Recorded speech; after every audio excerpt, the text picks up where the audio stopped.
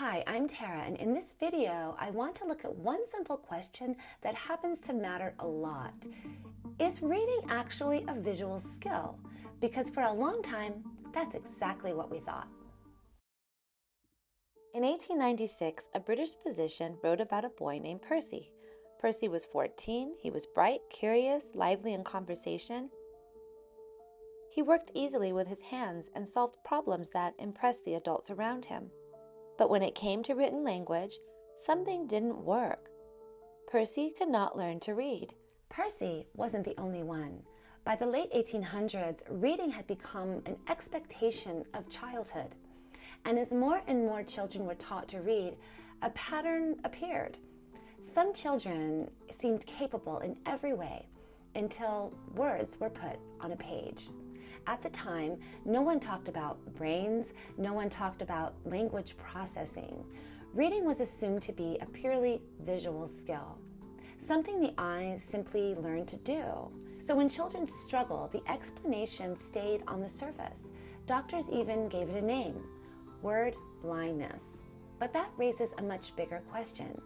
If reading isn't a visual skill, what is it?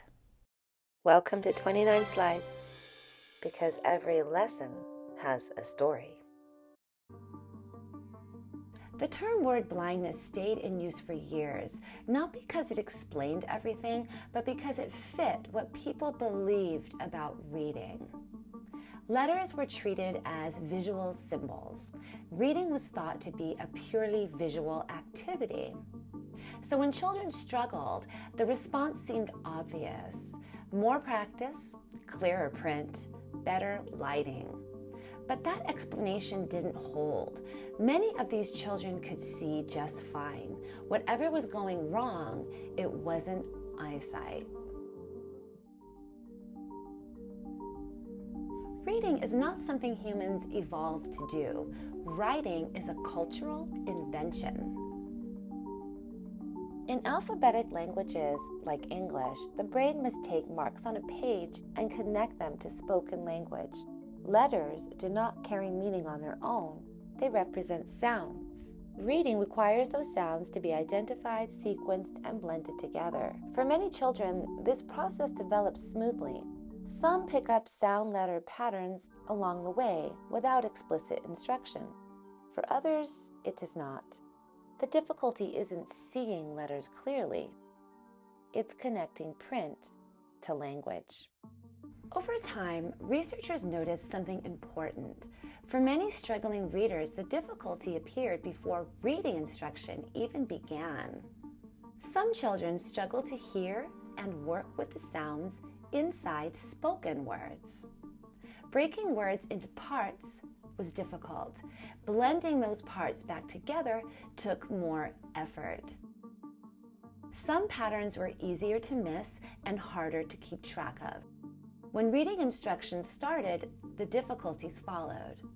The problem wasn't recognizing letters. It was connecting written symbols to the sounds they represented. Reading difficulty was no longer understood as a problem of sight, but of language. This understanding developed gradually as ideas and tools changed. In 1877, German neurologist Adolf Kussmaul describes adults who lose the ability to read after brain injury. He uses the term word blindness, suggesting reading may involve the brain, not just the eyes. In 1896, British physician W. Pringle Morgan publishes Percy's case. The boy is intelligent, his vision is normal, the difficulty is specific to reading. In 1920, American neurologist Dr. Samuel Orton observes that many struggling readers also have difficulty with spoken language, sounds, sequencing, patterns. He proposes that reading difficulty is rooted in language processing. In 1968, the World Federation of Neurology formally defines dyslexia: a specific reading difficulty unexpected given intelligence and opportunity. In 1990, Brain imaging allows researchers to observe reading networks directly. Scientists Sally and Bennett Shaywitz identify consistent differences in how written language is processed. Dyslexia is not a problem of vision, but of how the brain connects print to spoken language. By the late 20th century, new tools made it possible to observe the reading brain in action. Researchers compared skilled readers with readers who struggled. What they saw was consistent. In skilled readers, reading activates a fast, efficient network on the left side of the brain, closely tied to spoken language. In readers with dyslexia, the brain relies more often on frontal or right side regions, areas less efficient for fluent reading. Reading still happens, but it takes more effort. For the first time, dyslexia could be observed, not just assumed.